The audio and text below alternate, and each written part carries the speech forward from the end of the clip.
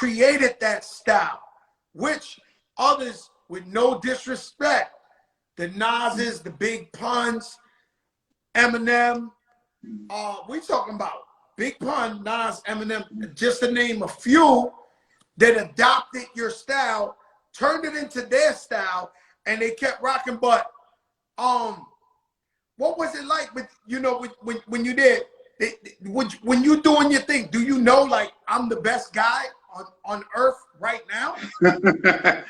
You know what? I know my capability. I always knew my capability, Joe, but I never got comfortable with just absorbing that shit in my head so much, like, yo, I'm the best. And when you give yourself just that much space, then you always give yourself enough room to keep pushing and push more. You know what I'm saying? Yeah. But when you feel like you're already there all the time, then you're not pushing as hard. Cause I watched you even when you came on my first album. I think we did Bad Bad Man, and you was 10,000 years better than me. I seen you still busting your bubble, still concentrating, going hard, and you chitty chitty bang bang, coming out of same fucking brains hang when I let the fucking. I'm like busting jacket, and you coming with this shit, and I'm like, yo, this guy's serious. But you know what, Joe? You came a long way, bro. You came from being influenced of a raw talent as myself.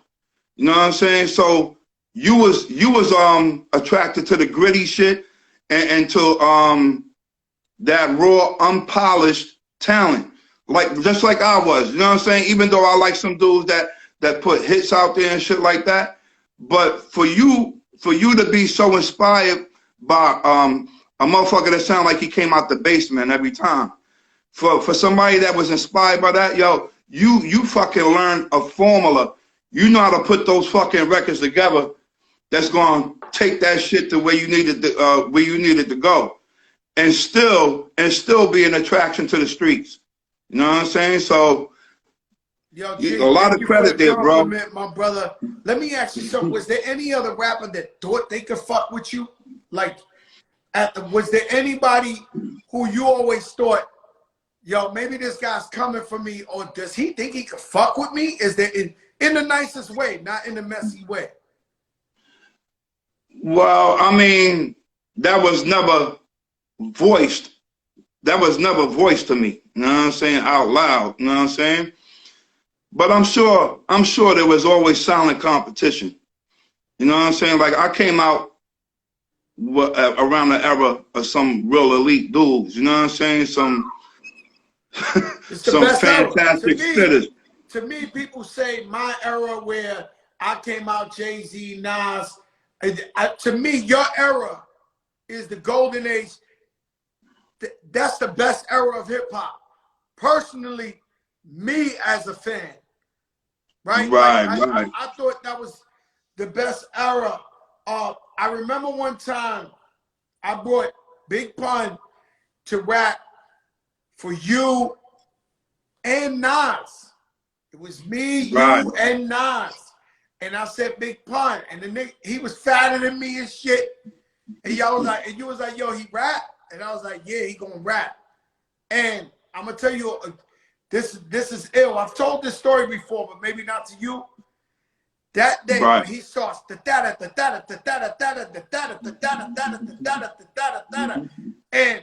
I'm watching Nas, like, and then you like, and in G Rap style, after he rap, you was like, word, Joe. Yo, word, Joe. Like, and I knew at that point right there, I knew at that moment I had the best talent. I knew, like, oh, I gotta go all, I was right. I gotta go all the way, because to me, you ran the era lyrically, and then you handed over the baton to Nas, right? That's how I felt. You know, Nas came up out of Queens, similar styles, incredible, God MC. And but then you handed it to him, and right there, I got Pun to rap for y'all for the first time. And when I seen both your eyes, naturally like, oh shit, this fat Puerto Rican dude is nasty. I was like, oh, I gotta spend my last dollar. I gotta throw the kitchen sink at it. You remember that time? I don't recall that time, but I recall meeting Pun in your store. In your store, I came through there with my man C, and you was in the store, and that's where I first remember meeting Pun. I'm not saying that the time you talking about didn't happen, but we talking more than 30. I don't lie. We talking, yeah, we talking. We talking decades ago. I never lied. G, I don't. I've never lied to you in my life, huh?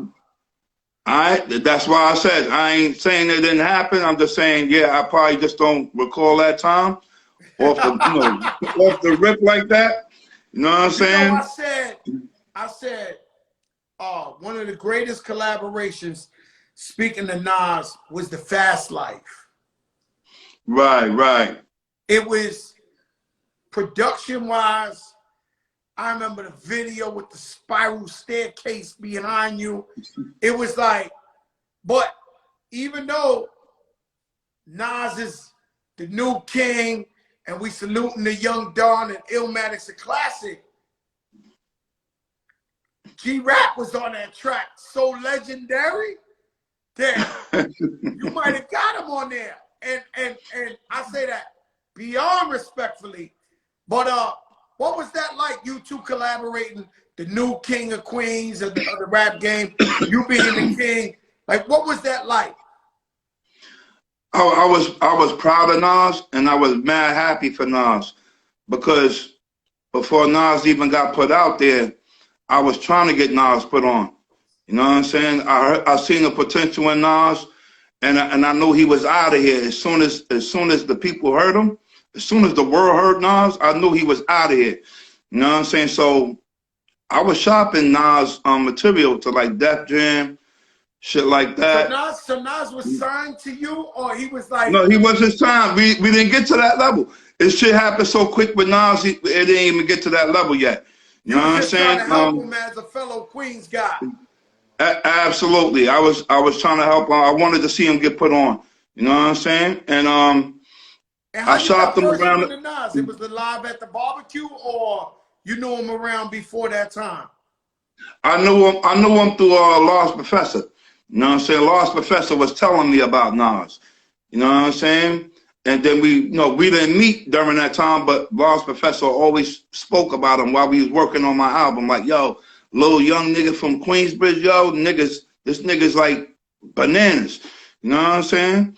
So I said, like, oh, word? Nah, no doubt. I said, I know if you saying it like that, I know it's about something. You know what I'm saying? And then me and Nas finally met. And then, like I said, I shopped his material, the Def Jam, Kevin Lyles, Leo. You know what I'm saying? They were like, yo, the kid is good and this and that, but he sound too much like a G-Rap. He sounds too much like G-Rap. I said, he might be similar. I said, but he got his own identity. You know what I mean? So they passed on Nas, thinking he sounds too much like G-Rap. But what would happen, Nas is in my house recording, and Search called me out the blue. Search called me like, yo, what's up, G? What you doing? You know what I'm saying? I'm here in my crib in the studio with working with niggas, you know what I'm saying? and he was like, yo, I'm gonna come through. So he came through. I introduced him to Nas, played some shit we just had recorded on Nas, and then those two exchanged math and all that. And then I went to Cali to work on my album. You know what I'm saying? So them linking up and all that shit just took place when I was away. You know what I mean?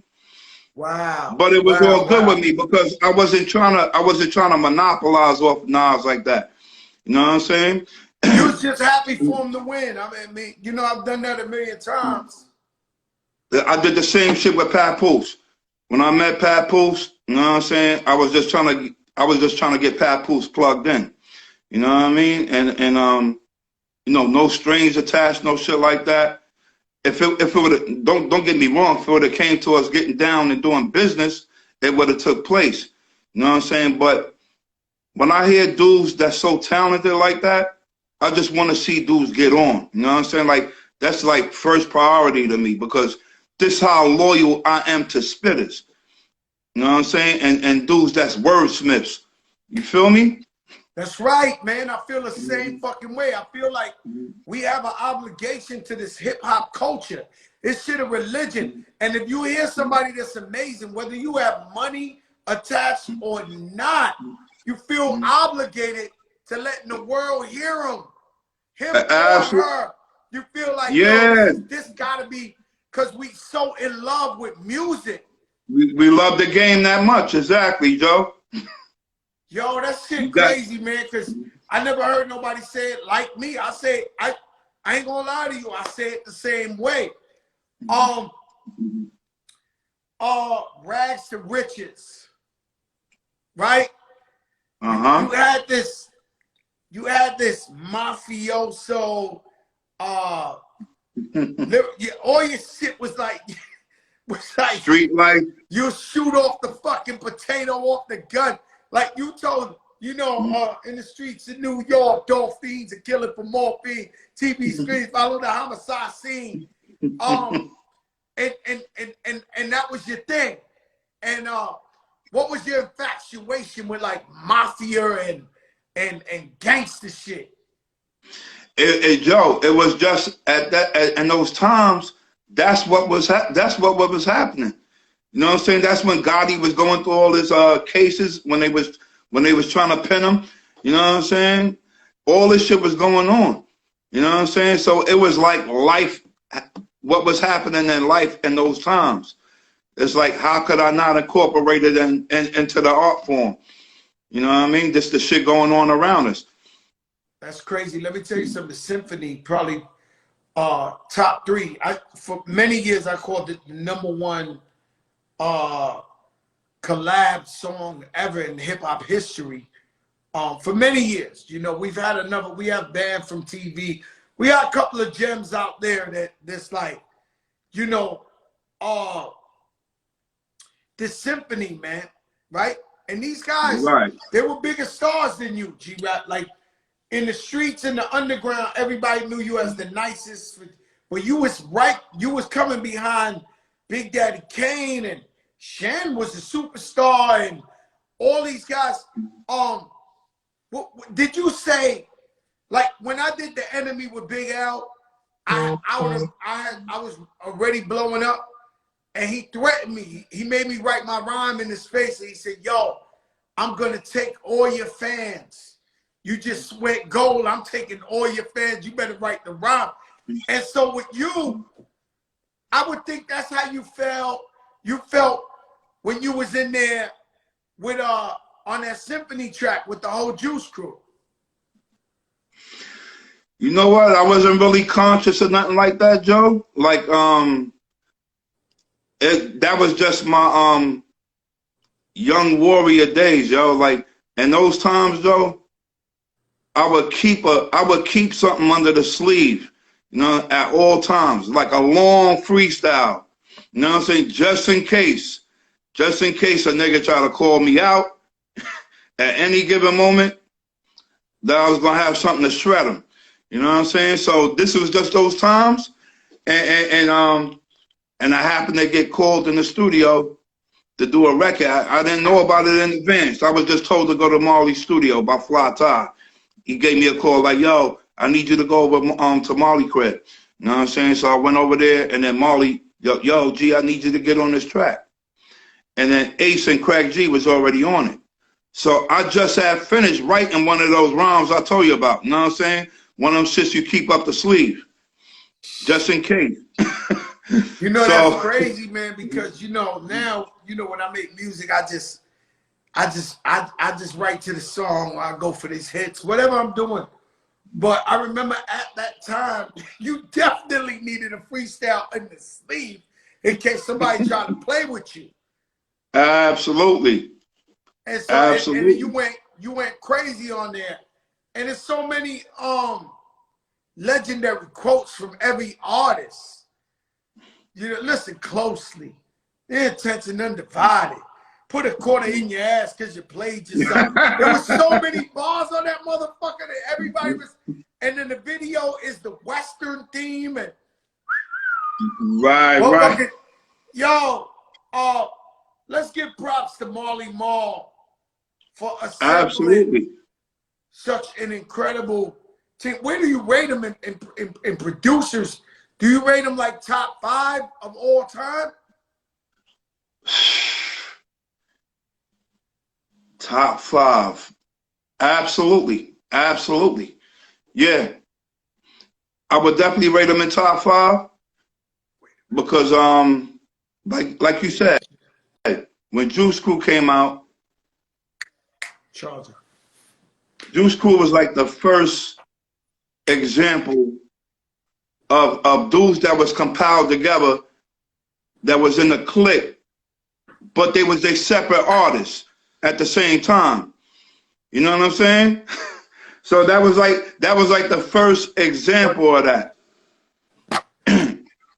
Yo, hold on 1 second, G-Rap. I gotta get the charger because this whole time I thought I was charging this motherfucker. Got you. I didn't realize that the shit was never in the wall. This some fat Joe bullshit. Nah, we good. Fuck it. Take your time. Yeah, we good. G-Rap, because this shit trying to play games with me. Scram Jones on the set. Nah, I never had that happen in my fucking life, man. Don't fuck around and let me get G-Rap. G-Rap like motherfucking Ben Laden. Pause. That motherfucker, that make G-Rap don't come out for shit. Be like, don't fuck my shit up right now while I got Kool G Rap. I know everybody else in hip-hop journalism is sick right now. They like, yo, this nigga, he got Kool G Rap on this motherfucker. Yo, G-Rap, let me tell you something. I remember one time, Pun is double platinum, I'm platinum.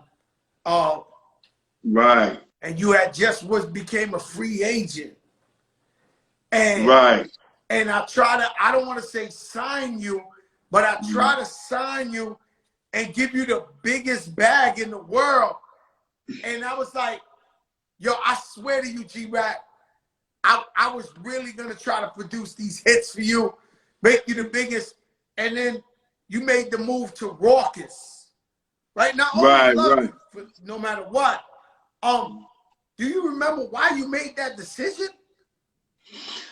Well, at the same time that we that you talking about, Joe, when we was talking about doing shit together and all that, it was actually a little bidding war at that time. Penalty was at the table at the time. Then Raucous came at the table. You know what I'm saying? And then I had the situation with you. So that was just a matter of a nigga making the best decision, available or whatever was on the table at the time. You know what I'm saying? and that's all that was. Based on our relationship, Joe, I would have loved to have did the shit with you. You know what I'm saying? We already had a solid relationship. We was already boys by then. You know what I'm saying? Yeah. We was already tight. I've been family with you since the first time I ever met you. And rest in peace, Bill Blast from Brooklyn. Yeah, so, no doubt. Like anytime I ever hung with you, it was me, you, and Bill Blast. Yup, absolutely. Rest in peace, Bill Blast, Buck Wild digging in the crates. Buck Wild sends his love, G-Rap, my brother. No doubt, Buck Wild, that's my boy right there. What up, Buck? Everybody loved you. I remember the one night it was Big L passed away, and we did a tribute for him in Tramps, and I had brought you out with me, and motherfuckers, they couldn't believe I brought G-Rap on that motherfucker. You came up in there, and you was killing that shit. Spitters like. And y'all brought me out at the Apollo too. You and Pun brought me out at the Apollo. You remember that shit? We brought you in the Apollo. We did that Dead in the Middle of Little Italy like 100 times. And then you came out and motherfuckers lost their mind, yo. We was like, yo, cause Kool G Rap, there's always been this mystique to you. There's always been this privacy thing about you, to where you wasn't everywhere. You wasn't, you know what I'm saying? you like you said, you pick what you want to do. You've always been like that. Like you said, Joe, casa sauce.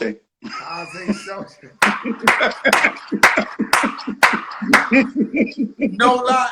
And one of the other things, right? Like, you know, I don't know where, but you moved out of New York, and you was one of the first cats to move out of New York. And you know, like me, I've been living in Miami for 17 years. So, but you moved out of New York. You was one of the first ones. And what was it? It's just hard being where you from and being that famous or something? Nah, Joe. I always wanted to move around and see the world and all that, Joe. You know what I'm saying? That was one of the my ambitions and motivations of doing this shit. Is seeing outside of where I was raised up at. You know what I'm saying? Seeing other shit, experiencing other things, other atmospheres. You know what's crazy, G Rap, right? The other day I called you up, and you know I don't bother you for nothing. And you know that if you don't talk to me in 10 years, the second you call Fat Joe, you get a response right back like this. Absolutely. Like, I mean, like this. Like, I don't give a fuck. G Rap call from me. I'm like, yo, what's up, G? We good? What's up? You never need nothing. Well, you know, we just brush up and we love each other. But that phone, cause you know you my brother, you've been there for me since day one. But the other day I called you up and I said, G, I know you don't really fuck with people. I know you don't really do these podcasts and shit like that, but I need you. And he said, Joe, I really don't, but for you, my brother, I'll do it. And I'm beyond honored. But when I was speaking to you, you told me, yo, Joe, I'm into I'm Jewish now. But how do you break that down to me, G? Well, I didn't say Jewish, Joe. I'm sorry, I don't know. I just said I come to the realization, you know, saying some years back, you know what I'm saying, that you know, who we call African Americans here in this country is the descendants of the biblical Hebrew Israelites. You know what I'm saying? I know the boy Nick Cannon caught a lot of flack for saying it, you know, because he's on a tremendous platform. You know what I'm saying? Nick Cannon. Oh, Nick Cannon said that, and then that's what that was the controversy. Yeah. Because he mentioned that the original Hebrew Israelites was people of color. You feel me? And so. But it's not just him saying that. You know, if you study, you read certain history books, you start digging. You know what I'm saying? That's all you're gonna see. You know what I'm saying? So if you apply yourself, you know what I'm saying? It's documented so much throughout history. Yeah, you know Sean went in when he was in prison, he says his family are Hebrews, and you know he took up the Jewish religion. You know, and when I seen him when he first came out of jail, he had the curls and everything. And so you know, me, maybe I'm ignorant, but I don't know too many black Jews. You know what I'm saying? So, and I live in a Jewish neighborhood. Where I live is nothing but Jews, Sabbath on Saturday, all that. I only seen one black Hasidic Jew in my life. He lived out here in Miami. I see him. You have a Jewish religion. You know what I'm saying? So it's like you have the religion and then you have the actual people. You know what I'm saying? That's genetically of that descent. You understand? You know what I'm saying? So anybody can say that, you know, like, hey, Whoopi Goldberg was, you know, it was mentioned that she was Jewish. You know what I'm saying? But I think when they were saying that about her or whatever, I think she was coming from the religious aspect of it. You know what I'm saying? Same thing with Sammy Davis Jr. You know what I'm saying? They was pretty much touching on the religious aspect of it. You know what I'm saying? Yeah, that's crazy. Sammy Davis definitely was ahead of time. And I know there's all type of Jews. They got Cuban Jews here, all that. But you know, coming from the #1 gangster rap of all time, when you told me that, it shocked me.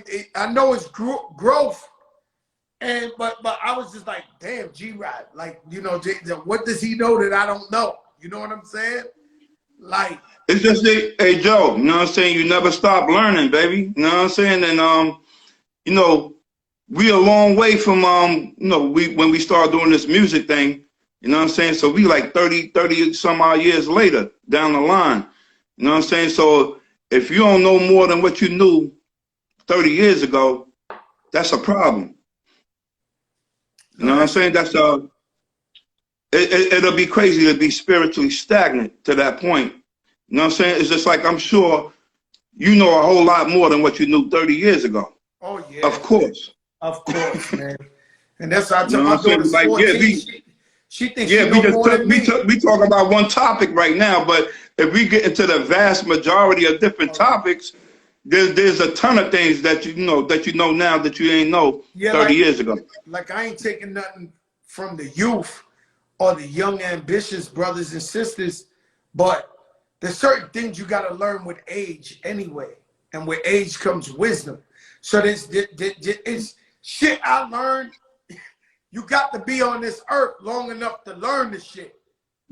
You know? Yeah, absolutely. And so when I come on here, I try to inspire and give all the gems, you know, transparency. I try to tell them everything that somebody who need one little clue to just blow. Because when I was young, I always said, if somebody I look up to, the Kevin Lyles, the Russell Simmons, somebody would have just said, yo, Joe, you wilding right now. You got potential to go here.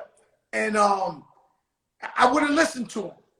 So that's why whenever Fat Joe just offers free information all the time, just hopefully I could affect somebody in a positive way with all the trials and tribulations I've been through.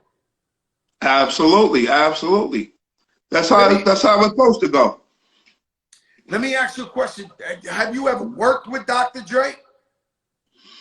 I did work with Dr. Dre. I worked with Dr. Dre when King T called me to do a feature for a project, one of his albums. I don't remember. Don't ask me what the title of the song was because it was so long ago. I don't remember. But I worked with Dre then. You know what I'm saying?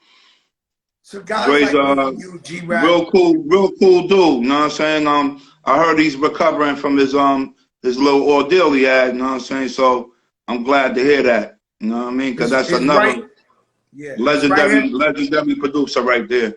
Yeah, his right-hand man hit me today and said, yo, the doctor, and I'm not the best friend with the doctor, but he said, the doctor want to let you know, Joe, he's doing great. He's ready to go back to the studio. He heard everybody's prayers, you know, and it's a scary time because, you know, Ecstasy just passed away from Houdini. And like you've been around before me, and it's getting really heartbreaking and crazy when you're seeing everybody starting to drop. Like, you know, how do you feel when you're hearing all this shit? It's a crazy time. It's a crazy time, bro. You know what I mean? And besides that, you know, we all getting older. You know what I'm saying? And things happen. You know what I'm saying? It just happened to be that 3 to 4 weeks before Ecstasy passed, I hit Ja Lil out the blue. And I called him and I said, yo, Ja. Because he like, who this? You know what I'm saying? I'm like, yo, Ja, it's G Rap. Oh, yo, what up, G? You know what I'm saying? Yo, what's good, baby? You know what I'm saying? Like, yo, Ja, check this out. Y'all dudes just ran across my mind. And I wasn't going to put the shit off till later or nothing like that. I wanted to hit you right now, right when y'all was a thought in my mind, and just to tell you I love and appreciate y'all, man, and thank you for everything y'all did as Houdini. You know what I'm saying? And because I was listening to you like 11 years old. Front gate. What's that? Get ahead, G Rap. I'm sorry. Get ahead. Yeah. So no, I just called I'm him. gonna tell I you just some called crazy Gallo. shit, right? Today I got a FaceTime and it's AI, Bubba Chuck.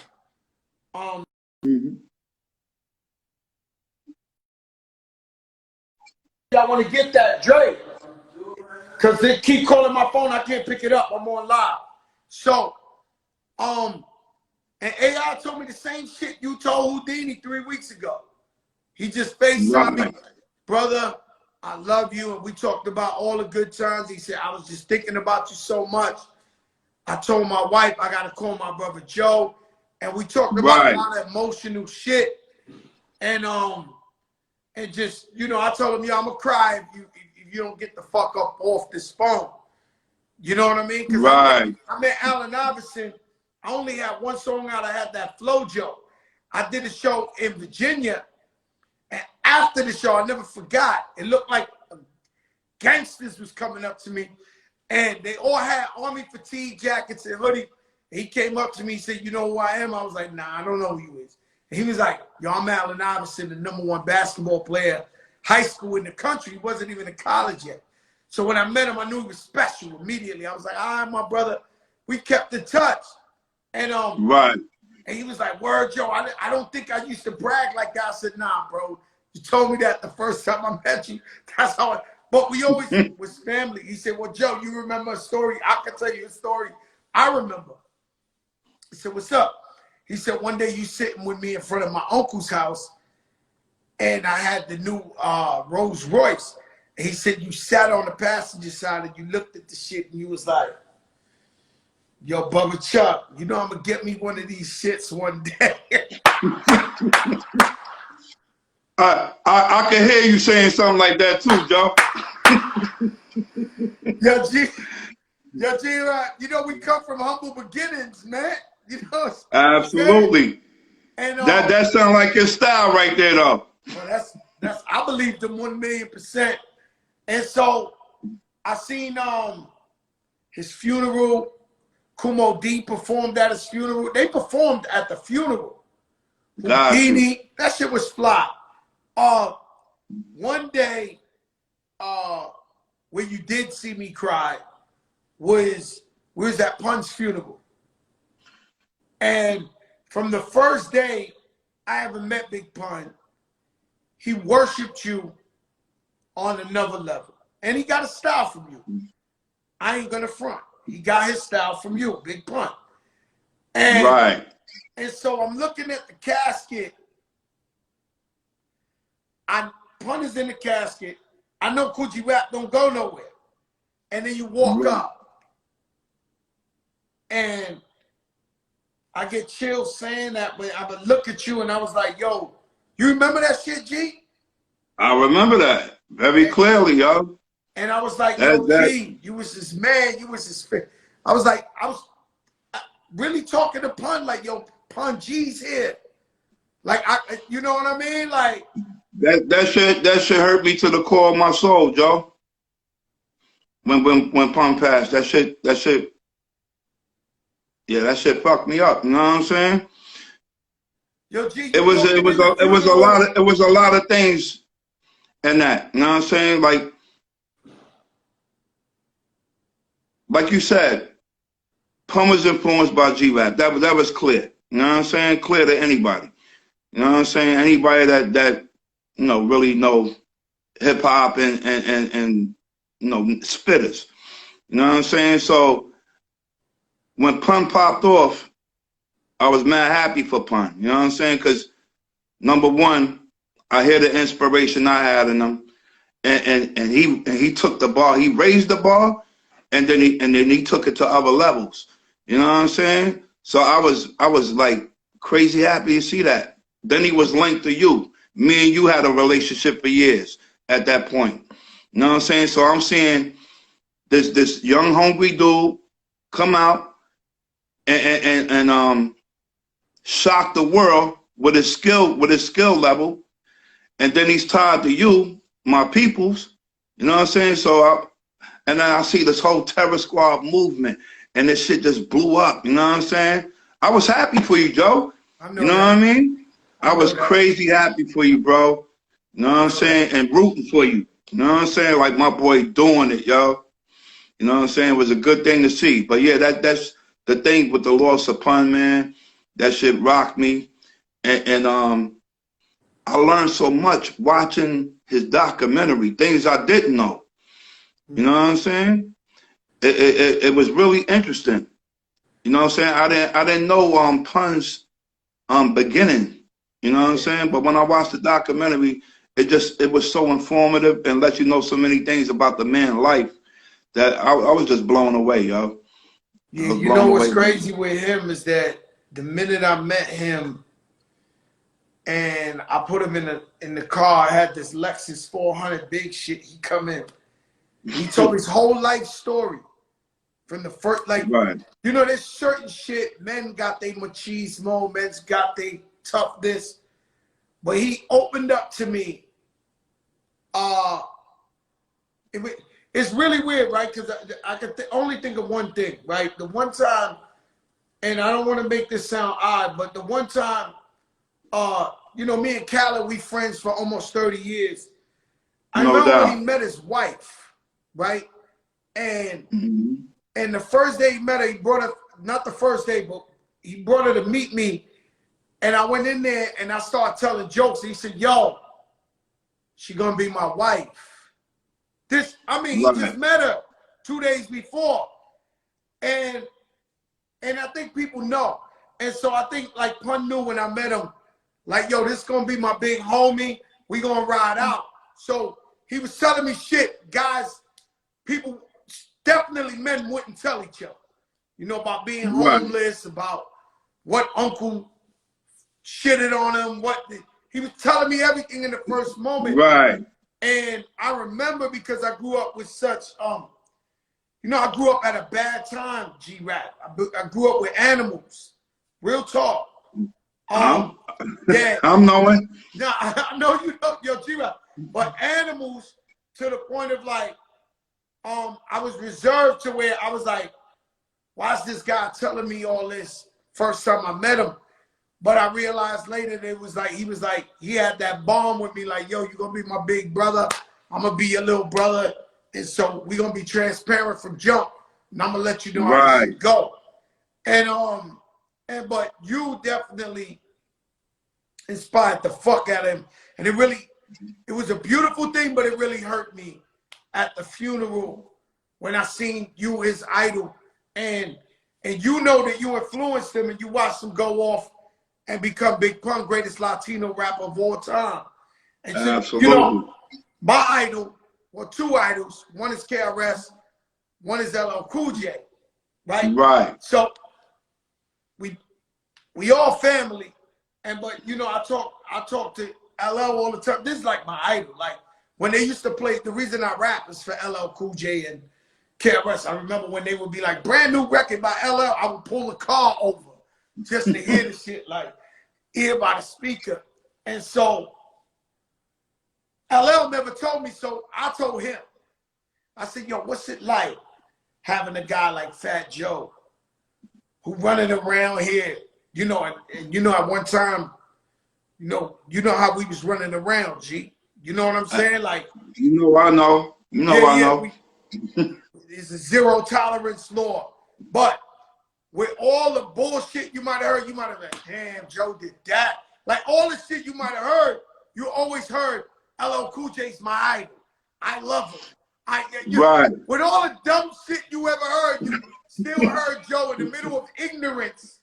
Go, so I asked him one day, we went to dinner, he had his wife, I had my wife. I said, yo, L, like, what is it like, you know, having a guy that, you know, worship you, look up to you, running around here doing all this shit, and he's like, yo, Joe, man, I always had love. You know, I never needed the services, but I knew it was there if I ever needed it.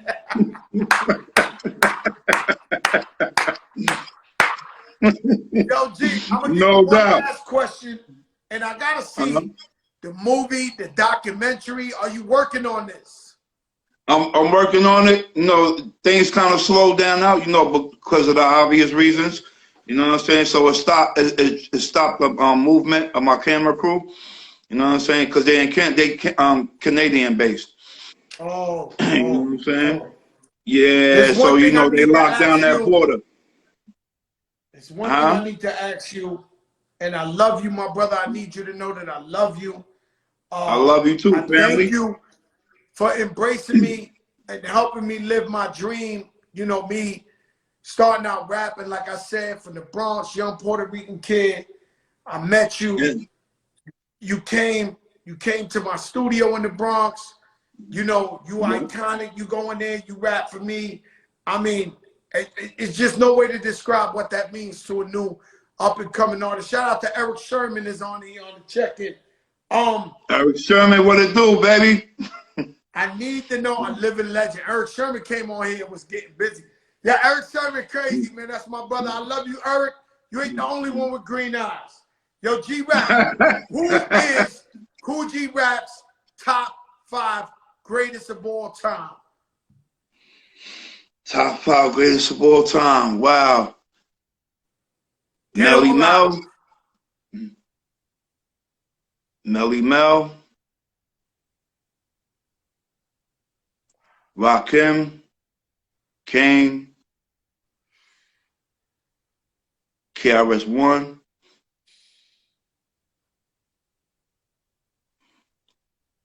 I sometimes I put myself in it, but I won't put myself in this one.